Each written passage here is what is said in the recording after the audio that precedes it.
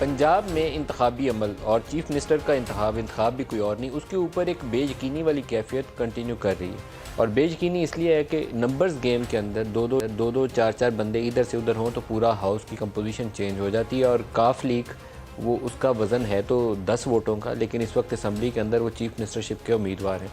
हमजा शहबाज जो chief minister मुंतखब हो चुके हैं, उनके ऊपर क्वेश्चन मार्क ये था कि 25 अरकान पीटीआई के जो डिफेक्ट कर चुके हैं उन्होंने उनके लिए वोट डाला। तो लाहौर हाई कोर्ट का बहुत बड़ा फैसला है। उन्होंने कहा कि 25 वोट तो अब काउंट नहीं हो सकते, क्योंकि इसके ऊपर सुप्रीम कोर्ट अपना एक हुक्म सादिर कर चुकी है कि जो डिफेक्ट करेगा उसका वोट काउंट नहीं होगा। वो वोट निकल गए, 197 वोट्स उनको मिले थे, अब उनके रह गए 172 वोट्स। कुछ उनके अरकान PMLN के मुनहरिफ हो गए थे, वो वापस आ गए। वो मिला लें तो उनकी 176 या 177 दोनों में से कोई एक नंबर उनका बन जाता है, वो तादाद बन जाती है हमजा के हमायतियों की।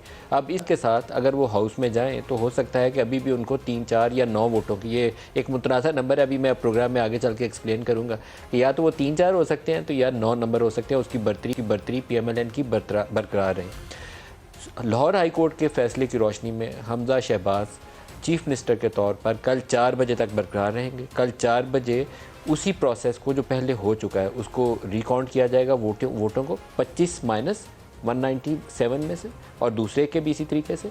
फिर अगर हमजा की बर्तरी बरकरार रहती है तो फिर दूसरा सवाल आ जाएगा कि हाउस के अंदर सिंपल मेजॉरिटी के लिए 86 की तादाद रिक्वायर्ड है, लेकिन 186 में से 25 लोग तो अब रुकन रहे नहीं, वो 25 लोग माइनस हो गए, तो फिर पीछे रह जाती है 346 का नंबर। और उसमें से जो भी बंदा अक्सरियत हासिल कर जाता है हाउस के अंदर मौजूद लोगों में से, और हाउस के अंदर मौजूद लोगों में से जिन्होंने वोटिंग में हिस्सा लिया, प्रेजेंट एंड वोटिंग, उसमें से जिसकी अक्सरियत हासिल हो वो चीफ मिनिस्टर मुंतखब हो जाता है। बज़ाहिर ये फ़ैसला काफ़ी हद तक हमजा की पोजीशन को मुस्तहकम करने का सबब बन सकता है, अगर उनके अंदर से कोई और डिफेक्शंस ना हो जाए, कोई उनका साथी साथ ना छोड़ जाए, पीपल्स पार्टी लहदा हो जाए, या जो इंडिपेंडेंट्स आए थे वो दूर चले जाए, या नून लीग के जो नाराज़ थे वो फिर नाराज़ हो जाए। पाकिस्तान में कुछ भी हो सकता है, कबल से कोई फोरकास्ट नहीं करनी चाहिए, लेकिन बज़ाहिर उनको बर्तरी हासिल है।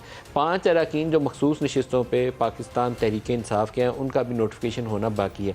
अगर वो नोटिफिकेशन हो जाता है तो फिर तो उनकी तादाद हो जाती है, जो अक्सरियत बनती है PMLN की, वो सिर्फ 4 वोटों की रह जाएगी या 3 वोटों की रह जाएगी। अगर वो 5 का नोटिफिकेशन नहीं होता तो फिर 9 की बर्तरी उनकी बनती है। ये पोजीशन बनती है इस वक्त सूबाई असम्बली पंजाब की। लेकिन इस कदर मुज़क्का खेज़ सूरत हाल है कि लाहौर हाई कोर्ट को अपने हुक्मनामे के अंदर ये तहरीर करना पड़ा कि हमें पिछले दिनों जो कुछ पंजाब असम्बली के अंदर हुल्लड़बाजी होती रही है वो हमारे सामने है। तो अगर इस दफ़ा ये कुछ हुआ तो ये कंटेम्प्ट ऑफ कोर्ट तस्वुर की जाएगी।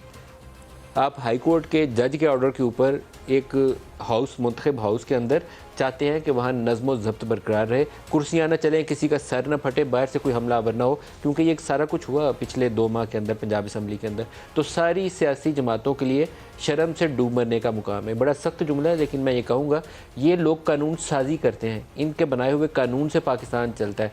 हमें किसी को पाकिस्तान के अंदर कहीं लॉ इन्फोर्समेंट करनी हो तो हम इस ऐवान की तरफ देखते हैं कि ये कानून पास करेगा। अपनी हालत ये है कि एक दूसरे के गिरबान चाक कर रहे हैं, और कोर्ट का ऑर्डर है कि आपने अगर नज़्म ज़ब्त बरकरार ना रखा तो उसके ऊपर कार्रवाई होगी कंटेम्प्ट ऑफ कोर्ट की। और इंतखाबी अमल मुकम्मल किए बगैर ये जो सेशन है इसको आप मुलतवी भी नहीं कर सकते, प्रोरोग नहीं कर सकते, एडजर्न नहीं कर सकते। पिछले दिनों एक लड़ाई ये थी कि परवेज़ लाई अपना हुक्म दे रहे थे, डिप्टी स्पीकर जो इजलास को चेयर कर रहे थे वो अपना हुक्म दे रहे थे। मतलब इंतहाई गैर संजीदा, जितना आप कह सकते हैं ना उतना गैर संजीदा रवैया पंजाब के इन मुंतखब अरकान ने अपनाया, और कोई उनके अंदर रख रखाव या पार्लिमानी रवायात कहीं थी नहीं, एग्जिस्ट ही नहीं करती।